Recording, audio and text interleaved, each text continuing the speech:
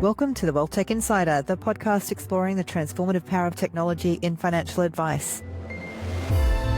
Each episode, our hosts and industry experts take you behind the scenes of cutting-edge solutions, from AI breakthroughs to everyday tech hacks. If you're curious about the future of wealth management, you're in the right place. Let's jump in.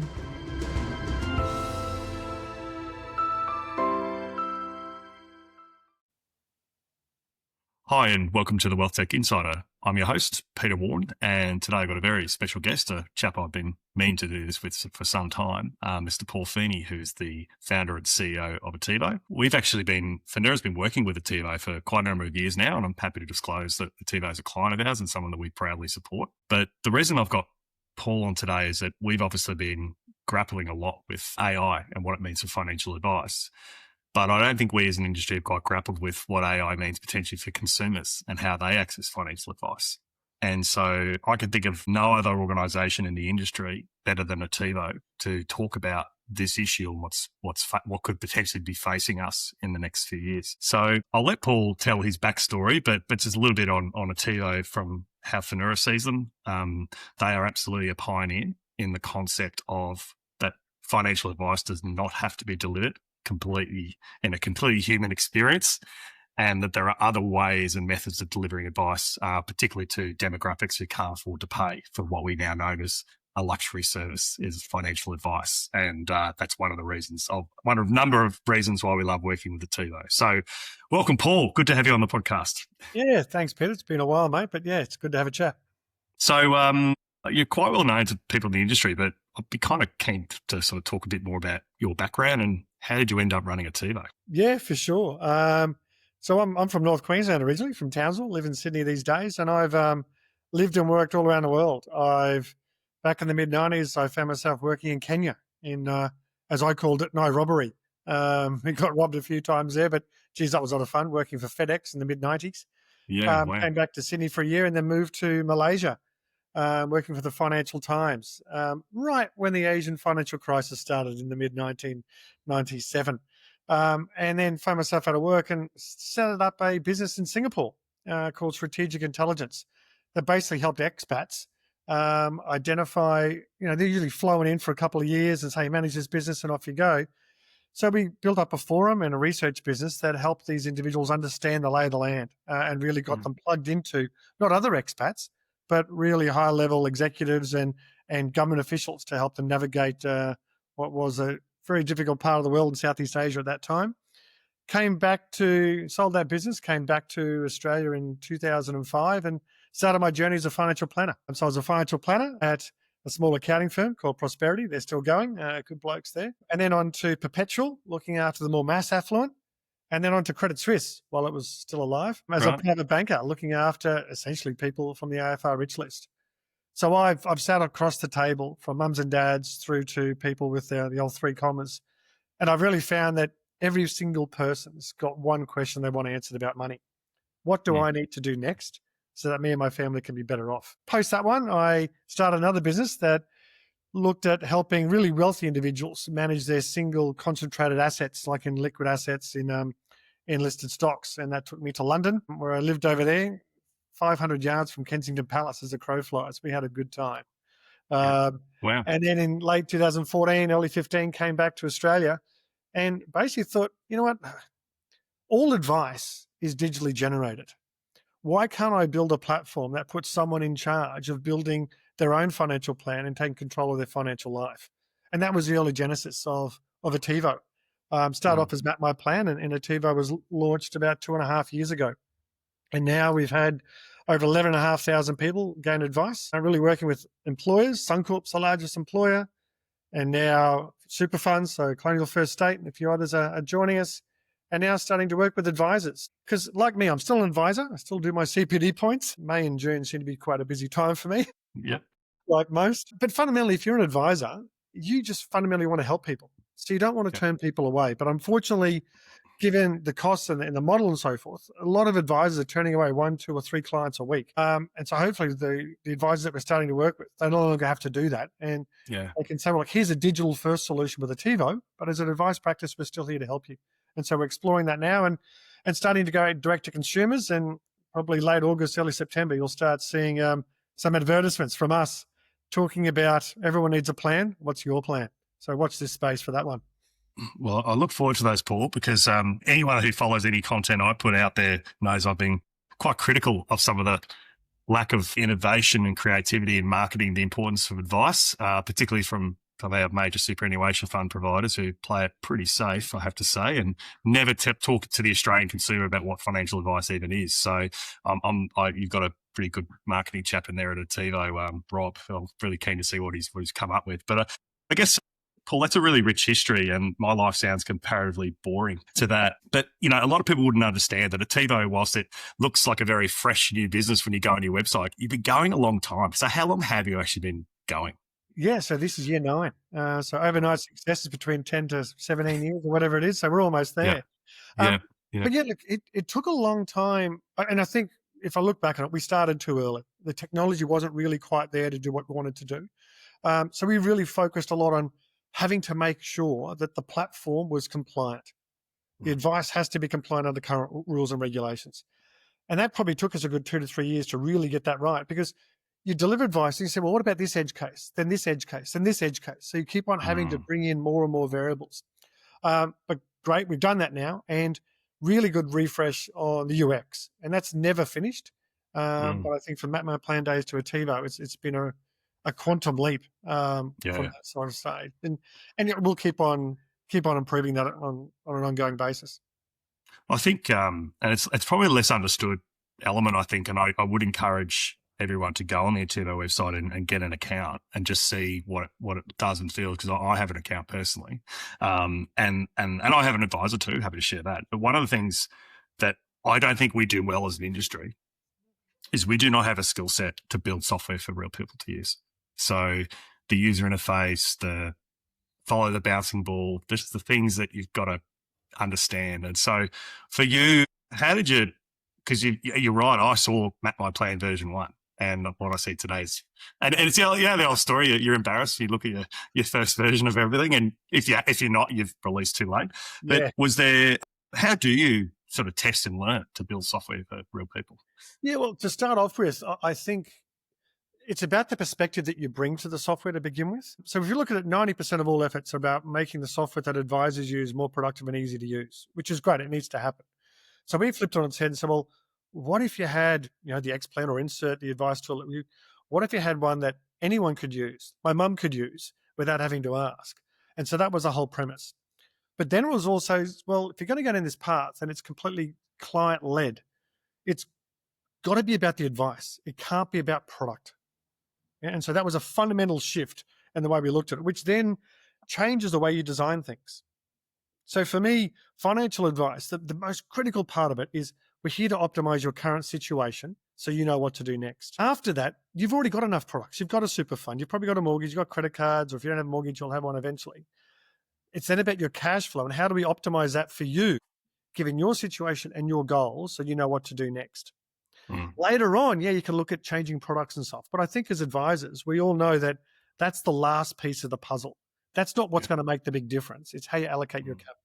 And so that's our litmus test. It's our lens is meet someone where they're at, understand their current situation, and as soon as you have enough info, immediately show the advice on what they should do next. So they understand what's the impact of today's decision in the short, medium, and long term. And so when you come at it from that perspective, not wanting to sell a product, advice is the center of everything, your UX has to be different. And I think sometimes we do ourselves a disservice by making it feel too simple or too easy to use. People who know the game, they know the complexity behind there, but you don't need to talk to someone about concessional contributions and all that sort of stuff. Their expectations that I'm going to keep them safe inside the rules of the game. So it's all about that. It's making it, it's taking away that lingo, which unfortunately some advisors and some in the industry use that as a crux to show how smart I am and how much you need me, because it can be complicated. What's the old, they say it takes twice as long to write a short speech as it does a long speech, yeah? I agree. Simplicity is sometimes the hardest thing to achieve. And that's why I'm in admiration of what you're trying to do, because many reasons why people should look at your website, even advisors, to say, well, how could I position? Because many advisors will tell us, oh, gee, I want to keep it simple for my clients. But then I go and read their website and everything else they're doing, and I see everything but simplicity. So Yeah, we got to get out of our own way sometimes. And that's the biggest conversation we have here. And we might start, well, let's make it compliant. Right, now let's bring the language down and bring the UX down to a level that anyone can use it and get the results or get the advice or guidance that they need. But compliance is embedded in our DNA though. We're and you are one of the few businesses that has an AFSL. You're a tech company with an AFSL, so you're under the same responsibilities everyone else has got. But importantly, in the leadership ranks in your business, you've got people who understand advice, and so that's a unique part of your DNA. You made a very honest comment before, Paul, that you felt that you released the product you were a bit early, but most people are, like, a lot of things are early, and you need two elements for product market fit. You need a product, you need the market. But I guess, do you think that maybe that resistance that you felt in the early years, was that because the consumers weren't ready, or was it because the market, the traditional players, the people who have their hands on the wheel, as it were, weren't ready? Yeah, I think it's a bit of both. And also I think it's probably part of the way we approach things, trying to be an agitator and disruptor rather than a partner. So that's a learning for us and a mistake. But what we're really trying to fundamentally do is just say, well, look, financial advice and personal finance for most people, it's confusing, complicated, or even intimidating. How do we make it more accessible, more available to people so that it's something that they just naturally flow to and use? We want to stop people going to Uncle Joe at the barbecue to get their advice, or some guy selling timeshare on the Gold Coast, or whatever it may be. Yeah. So from that front there, it's like you have a dream of how you want this to work. And quite often the technology is not quite there. And I know we'll get onto it. And this is where AI is just opening up the doors so much and accelerating what we can do with people. But from my perspective, the dev guys hate it. I'm reasonably good at math in my head. And so, guys, I can program this in my head. Surely we can put this with a nice UX that guides people through without them having to understand the rules of the game. Most people understand their personal situation. That's all we want from them, and a few of their dreams and aspirations. And that's all we should have to ask from someone so we can give them the advice they need.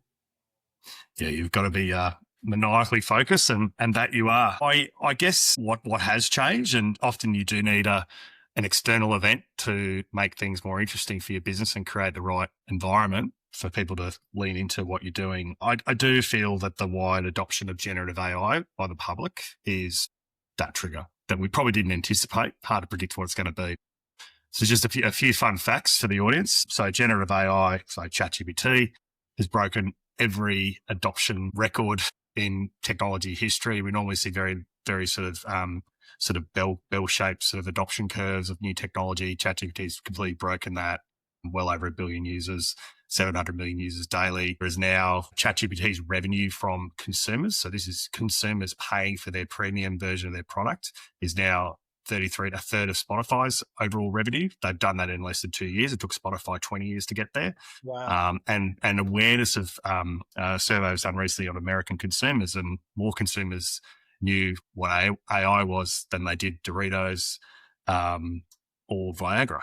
There you go. So AI is now a brand in itself. And so we've seen, even with how I look at how some of the AI companies like OpenAI are now starting to market their products. You look at their latest products launch, GPT-5, it looked very consumer. It wasn't really, it was very simple language. It was just sitting around, have a coffee. It felt a bit Apple. It was Apple, but awkward is how I would describe it. And so I just have a feeling that these AI companies see themselves as consumer brands, where I think we first felt they were B2B brands.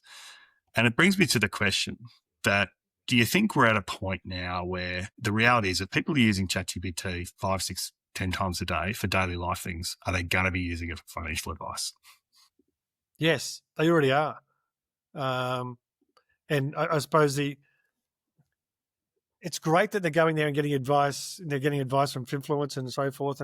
But yeah, I think it's great that people are out there and asking, because I refer to them as financial seekers, someone who's taking an actual step to help improve their financial situation. So they've gone to the influencers on TikTok, they've read some books, or they've gone to ChatGPT and said, hey, I'm 40 years of age, got 100 grand in super, earning 100 grand. What's my super going to be at 60 when I want to retire? Yeah. The danger though is when you put that prompt in, it doesn't if you don't understand the rules, you don't know that it hasn't taken into account the 15% tax that goes into super and then compounds it. So the money, the figures it's giving you is not going to be correct. And so what a firm like us does is takes the AFSL that we've got and takes the guardrails and puts in that. For me, I talk about it as a UX. The OpenAI, the ChatGPT is a great UX where it's not static. It's an interactive user experience whereby you can ask that question and ask Ativo, which is our AI version inside the platform, comes along and says, well, you'll end up with $600,000 and your wife Jane will end up with $300,000. Would you like to see what you can do to improve that? Yes, please. At the moment, it's typing. We're going to introduce speech-to-speech and that sort of stuff later on. And some people don't like that. Some people like the typing, or some people like the static forms and process that we've got. It's about giving people choice on the way they interact it and the way they consume the advice. But more importantly, when you go to ChatGPT, you've got to make sure that it's grounded in the rules. Like if you go into ChatGPT right now and you ask it, what's the contribution rate you're using from my employer? 9 times out of 10, it's 11%. And it will say, but from the 1st of July, 2025, it goes to 12, but it doesn't use it.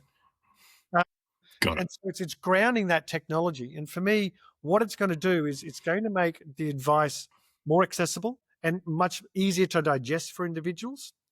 And they're used to that interface. As you said, it's the adoption of the ChatGPT and other AI sort of chatbots is people are comfortable with it. And so if they see that interface, they'll interact with it.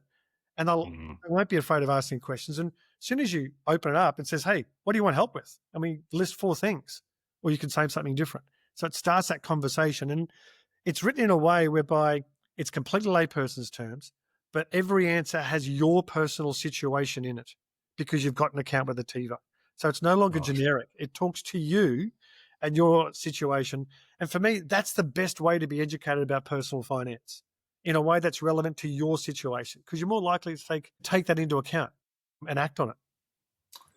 Right. Well, and the data supports that you said about their willingness to access these things. So the UK, the Royal College of Surgeons, they did their own research and said over 20% of the population under 65 have now used ChatGPT to get some feedback on some personal health matters that they're dealing with. So this is they're facing the health industry as well. And I think actually health is a bigger issue because access to quality healthcare is a problem in certain countries, particularly America, not Australia, but that must be an issue.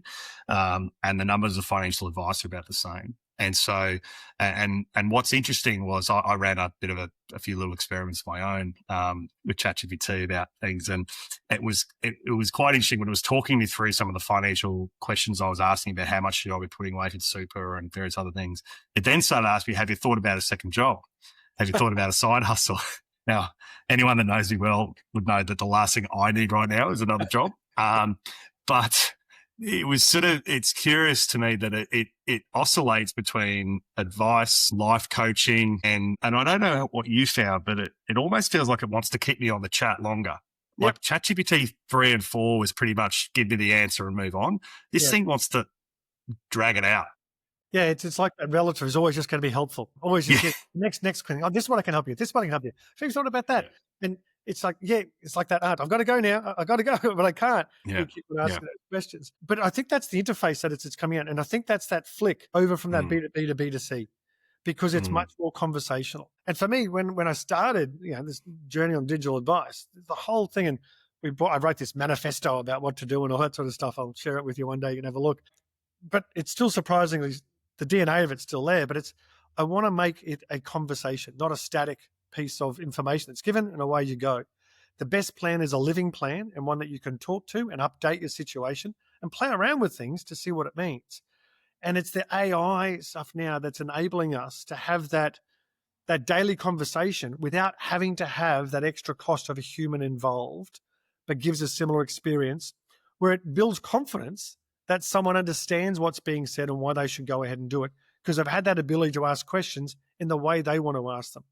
And so it takes away that intimidation that a lot of people feel about personal finance. And most people, they're playing with it on weekends. And I can imagine people in their jammies on the couch on a Sunday night just typing it in and getting a few tips. People have done it with Google. Ask Google to Google, it's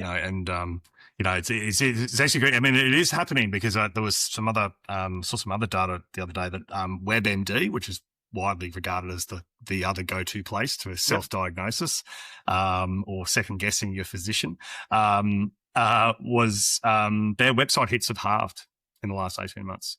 Yeah. Yep. No, I don't think that's people going to ChatGPT. It can't be anything else. But Google search is dramatically fallen down. And so most people now, and that's why Google's got that AI answer straight off the top, at the top of it. But I think we're basically living now a different way that we will interact with the internet. The different way that we're going to interact with, consume, and find information that's relevant to us. Eventually, what you want to get to, and ChatGPT is not quite there yet, but you come onto the Ask Ativo because it's a wall version. It remembers you. It knows your situation. It allows you to update things so that you can actually revise and update the advice that it's relevant to today. When we start having that, that's when you've got advice and an advisor in your pocket. I mean, and for me, I see one day, and personal advice is going to be ubiquitous in this country. In any interaction we have with a financial services firm, there's going to be a little advice engine that can say, hey, this is going to impact your goals here or there. It's okay to do it, but just be aware of the impact, which is fine. Where I think it's going to end up, it's you tell it about your entire financial life, and it's going to be, hey, Peter, we noticed your car insurance is up renewal in 90 days. We've scoured the market.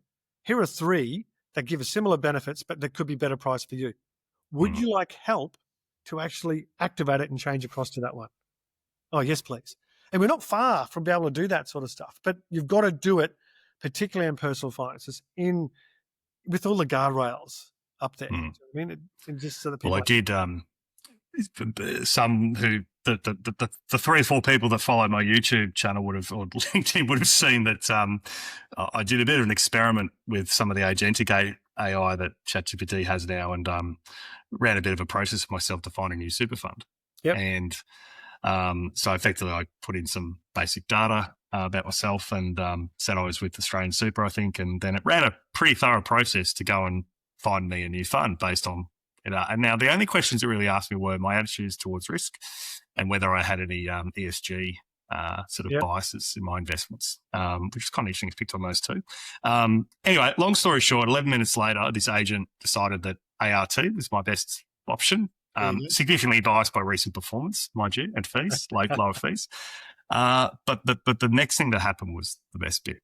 So it then took me to the ART website. So the agent, browser agent, actually went on and started applying for me. And now it was asking me questions. Screen and everything. Hey, it's great to watch. And it went the whole way through the process until it said, would you like to set up your account? Now, good on you, ART, for setting up an online application process. It was quite easy to do. The question is, I don't know whether you want a whole bunch of bots doing this. You know, like I know a lot of the major airlines like Qantas and others already put in technology to stop AI agents doing this. This is going to be a real battle, I think, for this to happen. But I guess I was doing it more to prove a point that a consumer can pretty much now start with a very simple question like, can you find me a better super fund, and get the whole way through to an application with a lot of holes in it, mind you, but I still could have done it. And let's hope that the person who does that doesn't go along and consolidate their super before they understand the impact on their insurance and underwriting. Because if there's someone like me, I've had a melanoma in the past, grew up in North Queensland, I'm all good. But I've got the financial knowledge to know that can impact my ability to get insurance elsewhere. But because it happened 6 years ago, someone would go, oh, that happened ages ago. That's not relevant anymore. And they go in there, cancel that one, go into a new one, find, well, I can't get insurance anymore. There is really dangerous for someone's financial well-being and their family and stuff if the unforeseen did happen. And so that's where the importance, I'm going to keep on banging on about it, but the importance of having those guardrails up and getting it there. It's a great way for people to understand things and learn a bit more about what's going on in the market and researching more.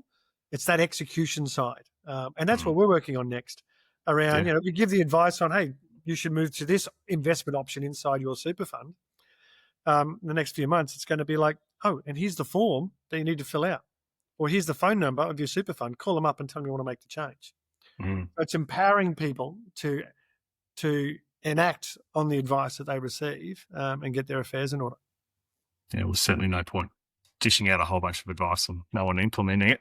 And I guess, so you obviously mentioned, the chat capability, Ask Ativo, that you've built. Could you just talk us through why did you decide to do it? Was it an experiment? And what have you learnt? Yeah, I suppose because my dream's always to have this as a conversational application. Okay. And so when that started coming through, it's just straight over to Rubens, our lead developer. So Rubens, here we go. No, not another idea from Paul, going down some sort of rabbit hole. But we started playing with it ourselves. And then we started building up prompt engineering and that sort of stuff. And our retirement plan that's going live next week, there's a lot of AI behind that generates it through there. But we've built out the guardrails. What we did was, so then it comes down to, so great, so we've got this advice engine. AI doesn't need to generate the advice. What it needs to do is enable people to consume it and interact with it on a much friendlier manner, because they're going to be more confident to go ahead and implement it. And so we then basically said, well, let's bring that up. And a little tab on the side of Ativo, Ask Ativo. You click on that and you can ask it any question. You can even ask it questions about stuff we don't give advice on, like, should I have an SMSF, the self-managed super fund? We don't give advice on that because we figure that advisors are there and accountants are there already giving people advice on that. We're here to help the other 90% of Australians. But Ask Ativo will go through and say, well, here's the pros and cons, but you probably should look at least $500,000 balance before you go there. And by the way, you're not there yet. Would you like to see how you can improve your existing super fund, Australian Super? Oh, yes, please. What investment option should I be in? And it takes you down that path. So what we do then, though, is because it needs to make sure that it's compliant, it's giving good advice. So we've also built behind the scenes an AI compliance application that looks at every single interaction that the AI has on our platform. It is then trained like a compliance expert with the Corps Act, the FASER exams, all the regulatory guides that are relevant to personal financial advice. It then goes through and says, was that advice compliant? Yep, green light. No, red or amber, it just flags it, and a human looks at it the next day. But in the meantime, what the AI does is it goes through and says, well, I think this is what's going to make it compliant. Let me make that change and run that scenario again. Is that now compliant? Yes, it is. And it says, hey, I found the solution for you. Doesn't implement it yet. We still wait for some human oversight to implement it, but it's got the fix. So it goes out and fixes itself straight away. So we've got that compliance spot in the background. It also does that for SOAs and all that sort of stuff as well that the platform produces. So it gives us the confidence to let that Ask Ativo chat out there into the wild, so to speak, and let anyone use it. And we come along and we see some interesting questions and conversations that people have with it and stuff, which is great. One of the funnier ones was, what happens if my wife dies at this age? It's like, okay, that's an interesting one. That wasn't one I can do. That wasn't you? No, well, my wife will absolutely outlive me. There's no doubt about that. So I guess I was curious, like, so we obviously run some other podcasts on AI and spoken to the audience about the risks of advisors or their clients putting a lot of personal data into these ChatGPT things. Yep. Could you just explain how Ativo builds these chat interfaces and uses AI and LLMs and sort of protects the customer data? Yep. So any LLM, large language model, is trained on old internet. Whether it's an hour old or a month old, it's old. So we utilize that. We shut it off. It doesn't have the ability to search the internet. So it's a walled LLM. And we update that over time. But then we also have a factual database that overrides any of its information. So it knows that it's now 12% superannuation guarantee. It knows not what the new age pension limits are and how you calculate the age asset test and all that sort of stuff. So it's got that information. It then utilizes the personal information you've already provided Ativo to get the advice. And so you might type in something like, what happens if interest rates go down to 5%? Gee, that'd be nice on my mortgage. It then does a function call back to the debt module, understands all your information. It does the calculation. The large language model then grabs that and puts that into plain English. It says, hey, you're currently paying this much. It's costing you this. Your minimum payment is X, you're paying Y. So you're going to pay your home loan here. If interest rates go to 5%, and you maintain the same payment, you're going to pay your home loan off in 11 months quicker and save $14,000 of interest. Would you like to see if there's room for you to increase your payments and see what that does to your mortgage? So it always prompts, what's the next best thing for you to do? You know what I mean? And so that's how we bring that in. And so all the data that we have is always onshore in Australia. So we use AWS, depending on which applications we're using. We do not sell or share any data with anyone unless we're working with a super fund and they explicitly say, yep, you can share my data with my super fund or with the advisor that's using it. And we don't advertise to you. The only reason we communicate with someone is to help them build their plan and get them to do the next best activity. Yep. Yeah. And then nudges like, hey, the interest rates fell. You're on a variable mortgage rate. You should come back and see how that impacts your plan. You might have some extra cash available. It's still early days, Paul, because I know you've sort of been in beta with this for a while, and I've been fortunate to be part of that beta and had to play with it. And I find it quite engaging. I have to say, I like the fact that it asks me other questions and keeps me in there. No, I do. I kind of get it, and because I think back to what we said at the start. It's just there's a reason why Google was so successful. When they Internet 1.0, when we had the Yahoo and Ask Jeeves, all these other, and it was just so busy, you didn't know what you were looking at. And then Google just said, we're just going to have 2 buttons, search and I feel lucky. Yeah. and it exploded, right? Simplicity won the day. And I just wonder in time, do you sort of have a feeling that, I know you've invested a lot in your user experience across the board, but do you see the chat potentially being the future of the product overall? Most definitely. But we'll always have that interface and so forth that people can dive into graphs and it's because everyone likes things differently. But the way I see it eventually is that someone can onboard and they can go, right, Ativo, I just want help with my investments in my super, whatever it may be. It's like, great, you can type in some information or upload a PDF of your superannuation statement. Excellent. We need to ask a few more questions. So you can ask it through the chat and that fills out the database, or you can go through the modals like we have now and put the information yourself. And that's where it'll start coming. And eventually the speech-to-speech conversation, like you're having with an advisor, like you normally would. And that's where it's going to head. We're not here to replace advisors by any means. There's always going to be a need for that. And we always try and build out a bit of a handoff point where either because someone's got into a situation, hey, now it's time for you to see an advisor. They can help you in ways that we can't. Or if you're attached to a super fund or advisor, click a button. I need help. I want to speak with someone. And you can go away and do that. But the AI stuff there, I just see it as just that one little box with a blinking little, icon. And you type in or you speak or you ask one of the questions that are pre-prompted there just by clicking a button just to get you on the journey if you're unsure where to start. And it takes you through there. And one of the things I love about Ask Ativo, try this one if you haven't done it yet, but you go and type it in saying, give me the list of things I should do. And it will list the 1 to 7 things of the advice action that you should take. That is your plan. It's your one page. And away you go. It's a lot quicker than your SOAs are pretty good, but it's a lot quicker than pouring through the SOA, I can tell you. And that's an interesting thing for us as well. The SOAs, not many people click on download SOA. Now it's there and people say, yep, we're going to get digitally. And we always record a new SOA every time data changes. But the thing is that people consume the advice at the moment off the screen. They see the graph. They say you should move from this investment option to that investment option. Great. They don't need to read the SOA because the SOA is a record of the advice that's been provided. Yeah, it's the platform that's delivering the advice. And that's the fundamental difference for us. I think I said earlier, most advice is digitally generated. We just present it digitally, which enables us to do it at scale and at a fee base that's less than a cup of coffee a week for people to get personal financial advice. And we have some people coming in every day. I'm not too sure what they do every day, but they like with the scenarios. And most people come back once a quarter just to check in to see what's going on. Well, I think because it's there, people are warriors. Yeah. And that's okay. That's never works for them. Meet the individual where they are is the best way to go. We, Finura, we've spent a bit of time working with some of the biggest superannuation funds in Australia, both retail and not-for-profit, who have tens of millions of members now. Yep.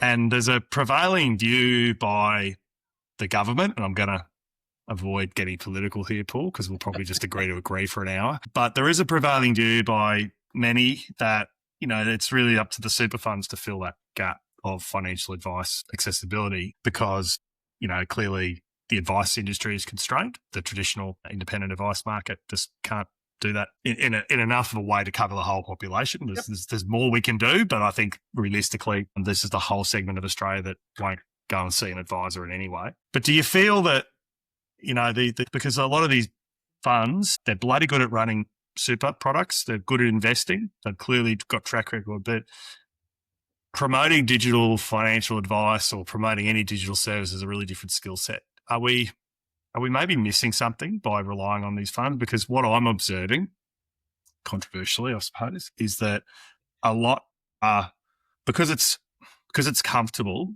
a lot are simply trying to take the human advice process and put it in a web interface and expect the consumer to spend half an hour, 45 minutes going through it. And I sort of go, geez, this has got to work on a phone, guys, for this to be engaging. I'm just keen on your thoughts on that, because you move in and out of this world a little bit yourself, right? Because Ativo does get relationships with super funds, but you've probably held, to your credit, you've held your line a little bit and said, we're not going to rebuild our platform and rebuild our user interfaces because of the way you think advice should be delivered.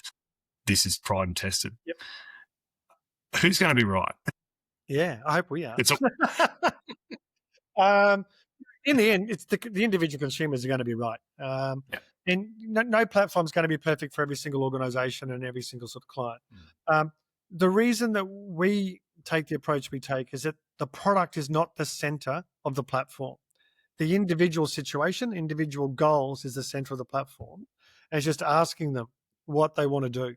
And super plays a big part for every single Australian in what we do. And so I see the super funds are in a situation where the government, through RIC, the Retirement Income Covenant, are basically being told you need to be more proactive with your members so you can help them have that better retirement. Yeah? And retirement doesn't start 2 months before you're about to retire. It starts when you open up your super fund. That's when it really starts. Because if you don't get your investment options right at the beginning, you're going to have less money when you actually retire, and you can't fix it late. So we digress a little bit there. But the super funds are going, well, for me to be more proactive, I need to know more about my members. And the members are going, well, why would I tell you anything if you're not going to do something for me? And so the great super funds, the innovative super funds that we're having good conversations with, they see that advice, when you put that at the center of the relationship, all of a sudden you can add value to your member's life by paying it forward. Simply by saying, hey, you might be worrying about investment options, how to make your super better, or whatever it may be. Spend 3 minutes with us, answer some questions, and we'll give you that advice. It won't cost you anything. And then all of a sudden, oh, right, so now I know what investment options I own. Oh, wow, do you mean I could put more money into super? I didn't know how to do that. Do you mean I don't have to take all my money out when I retire? I can get tax-free income and all that sort of stuff. So I think if we frame what we do as personal advice, we're missing the mark. Technically and legally, we're a digital financial planning platform, that can interact with human advisors, that sort of stuff. What we really are is an engagement and an insight platform that enables financial services firms to be more proactive with their clients or members or stakeholders because you've had one interaction with them. And therefore, as a result, when you understand where they're at, the data tells you when you can proactively go back to them. Or the individual can hit a button and say, hey, I need a hand. Can someone give me a call? And you're never going to get a warmer lead than someone trying to build a plan and asking for help. Or every Monday morning you come through on Ativo and go, right, find all the members who have gone through and used the Otivo platform, who have identified they need $200,000 more of life cover. Call them up, send them an email, whatever it may be. You know exactly when you should proactively come with them. And so then you fast forward a little bit, and the super funds that we're working with, and there'll be some announcements coming up soon, but they've gone out and made personal advice available to them. That takes into account their whole household, their partner's details and everything else. And yes, there's rules around what you can give advice on, but you need to gather all that information and then tell them what they should do next. All of a sudden, if they've got ongoing credit card debt and you say, don't put money into super, don't give money to me as a super fund, pay off your card first, where does the trust level go? It goes through the roof. Then when they finally do that and they come back and say, now it's time to put money into super, they're going to do it and they're going to be better off for it. So it's putting the client's needs first, not putting the needs to increase number of clients and increasing AUM. Just improving their lot in life is going to have you clients that are actually going to stay with you longer and value the relationship you're giving them. And so put that member engagement or client engagement and insight platform in the middle, pay it forward. All of a sudden, you're sitting in a situation where you can be proactive with them and really help. So I think it's about the perspective that you look at this from that changes everything. Yeah, and I feel, advice is not linear. A lot of funds say, oh, we want to do an investment choice journey and we want to do this and this. And it's like, members don't think that way. Their brains aren't built to sort of fall into a traditional financial advice process. So there's this, it's that because I think we just haven't yet seen digital advice adopted at any meaningful scale. We've seen digital calculators adopted at scale, but actual advice. Yeah, let's stop calling them advice, can we? Can we just stop that? It's calculator. Yeah, that it is infuriating, I have to say. But it's more that you're not going to get that sort of data and insight until you put this stuff in the hands of real consumers, and it becomes part of it, and learn from that. And the other thing I'd say too, Paul, is that the way I like the way you're going with things on the chat aspect, because I think it will work better on a phone. I'm sort of losing my voice explaining to a lot of businesses that building all this stuff is great, but if I've got to open my laptop to make it happen, like my wife, Catherine, will not do anything on her laptop. It's all on the phone. And we're in our mid 40s. So what's the people 10 years younger going to be like? So chat gives you that ability that, and I potentially see, and the other element too is accessibility and diversity and inclusion. A lot of Australians don't speak English as their primary language. What are we doing to help them? Oh, well, ask Ativo right now. You can start typing in a different language. It'll come back in a different language. I was going to ask you about that. So really? Our lead developer, Rubens, is Brazilian. So Portuguese works straight away. Yeah, of course he did. You can actually start typing in a different language and it will revert to that's awesome. Yeah. I love that. Good on you, Rubens. I do know Rubens. We'd like to get him on the podcast. We would need to have a long form 4-hour Joe Rogan style of podcast. I think he's got a lot of ideas, Rubens. But he's probably one of the few that actually done a lot of the back end experimentation with the large language models and making it work. And a lot of people don't appreciate that. Anyone that's done any of these projects will tell you that the fine tuning is a process of experimentation, and the models change. That's the other thing we're going to deal with. Nothing static as well. Yeah, and so he's continually checking, there's a new model out. Let me see how this works and test it. No, we shouldn't move to that one, or yes, we should move to it, or whatever. Filling all those tests out. But I mean, mate, we're having some fun. And mate, ultimately, we just want to make sure that anyone who wants advice in this country can get advice. We'll partner with any organization that sees the value of it. And the people behind the business, they're either in financial services, and if they're not, they're a real believer in the social good, that more advice to more people can actually deliver to society. And so that's the mission that we're on. We're going to partner with everyone's there.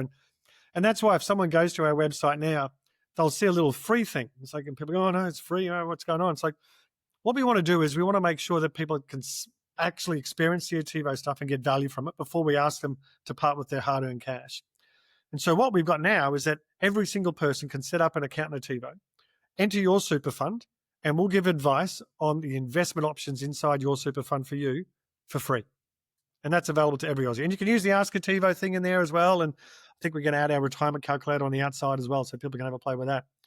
And then if you want to get real personal stuff on the rest of your financial affairs, then we want to be around long enough to do it. So we charge an annual subscription fee for people to access it. And you've also, Paul, you've been sort of giving independent advice firms and some other licensed advice firms the ability to access your platform. And as you say, referring on clients who aren't a good fit is always a difficult challenge for advice firms. And I noticed some data from Advisor Ratings yesterday saying the fees have gone up. Average fees have gone up another 16% or something in the last 12 months. So advice is just becoming.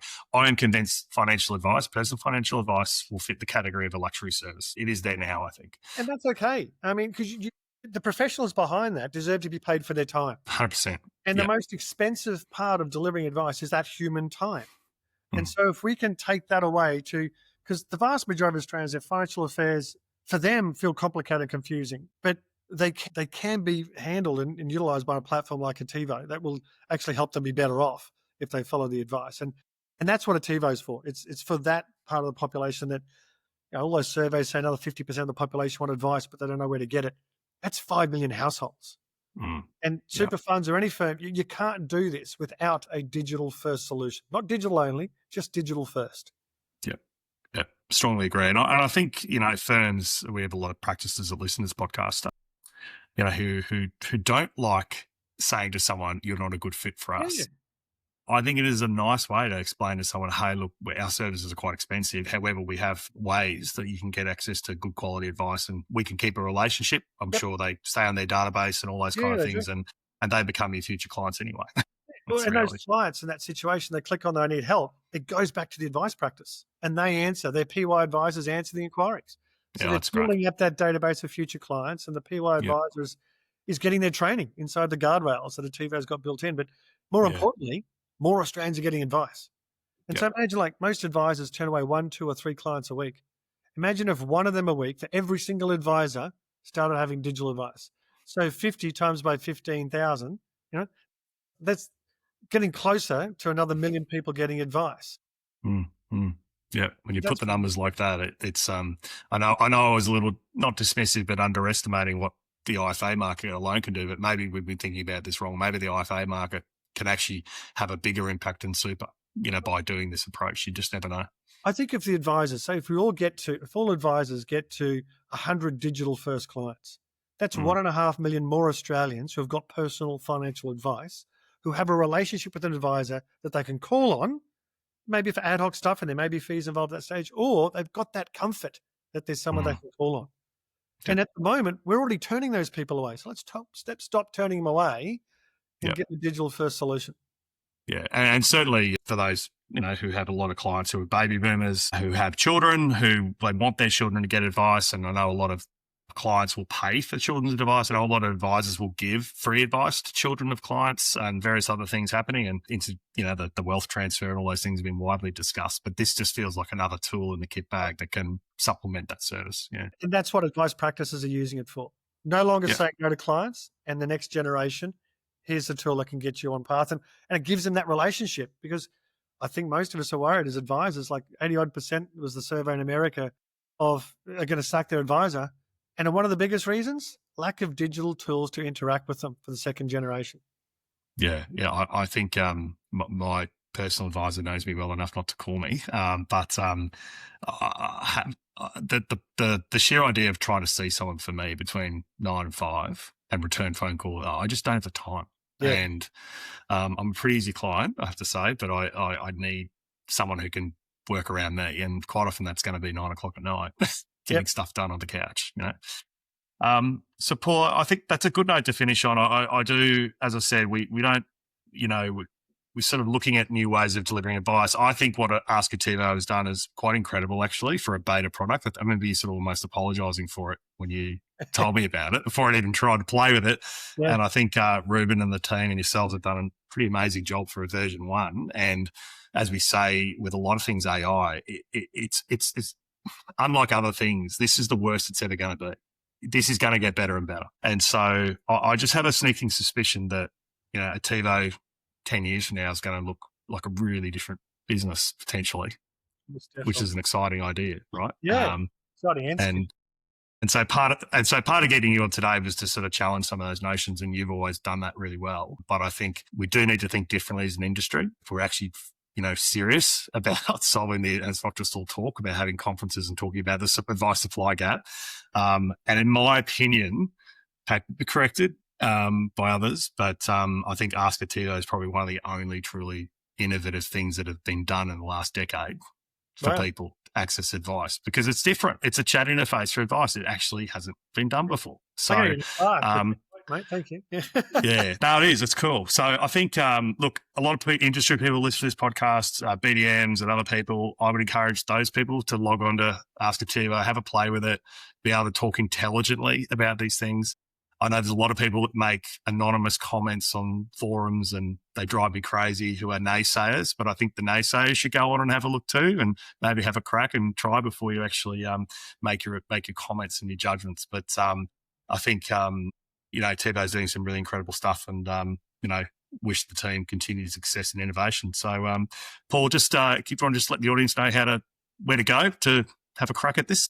Yeah, mate, just ativo.com, click on the start for free, have a go. And honestly, I've got pretty thick skin. Let me know what you love. Let me know what's missing. Let me know what you'd like improved, because that's the only way we can make this better. And the only thing that motivates us is making sure more people have got advice so they can be better off. Thanks for having me on, mate. It's always good having a chat. Yeah, great, Paul. Well, thanks everyone for listening today.